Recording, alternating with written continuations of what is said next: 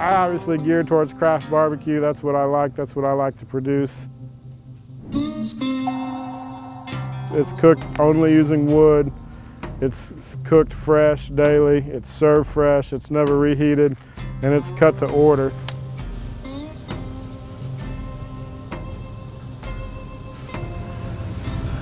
It's leaning way forward. That's about where it needs to be. First of all, I definitely did not make up craft barbecue. Like, it was around long before me. So some people are like, well, they don't, you know, they think like I'm some snob or something when I say craft barbecue, but it's like, no, it's a real thing. It's really hard to do this and cook with wood and be consistent. That's why people don't do it.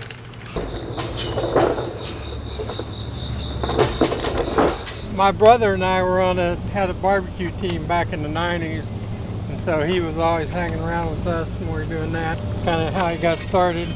We kind of went on a couple barbecue trips to Texas, and seen how they were doing things down there. He just got more excited.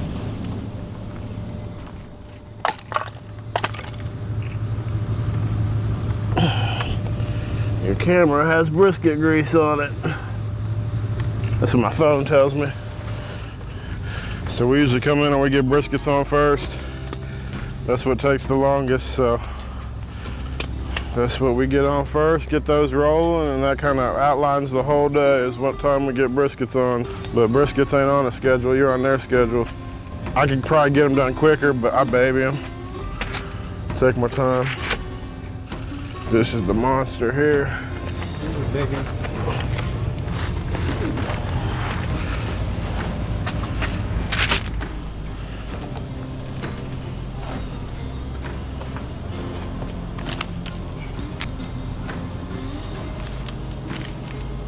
So yeah, what we do is real simple. It's just a little, as my buddy Philip says, salt, pepper, and prayer. That's it. He's a little more religious than I might be.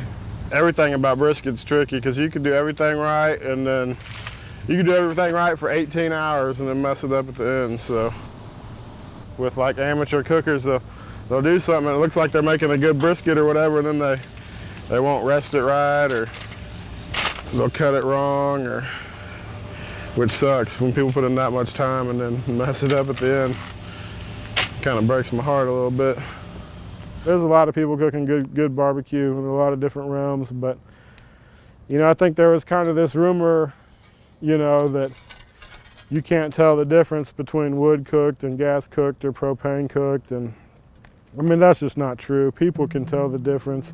The depth of the flavor, it can't be duplicated. When people don't cook with wood, that's why they gotta use those rubs with 19 ingredients.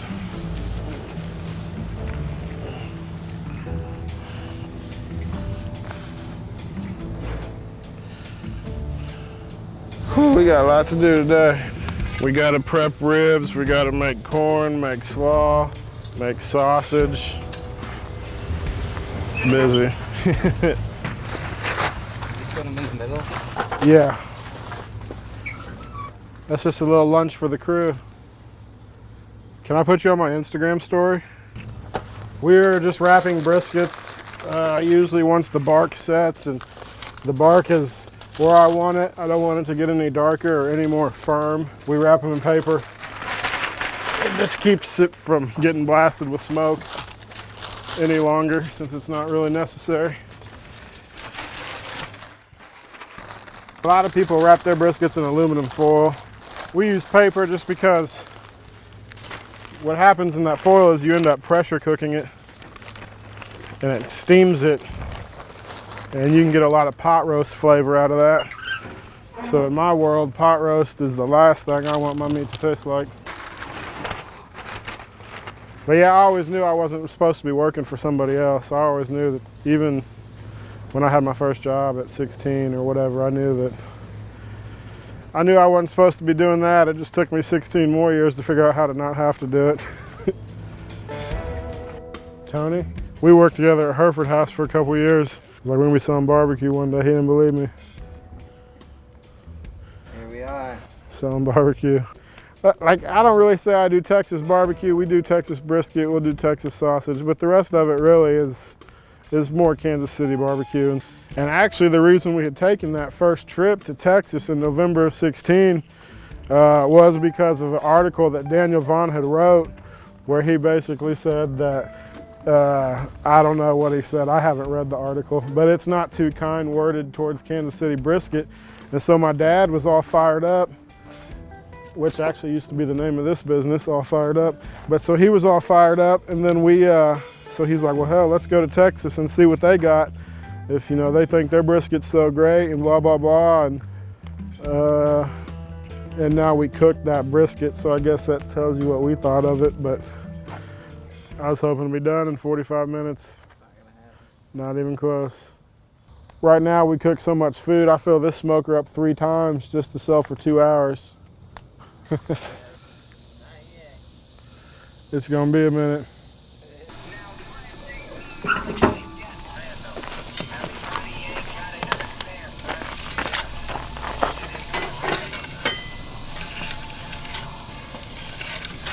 Oh, it's probably playing in the mic, huh?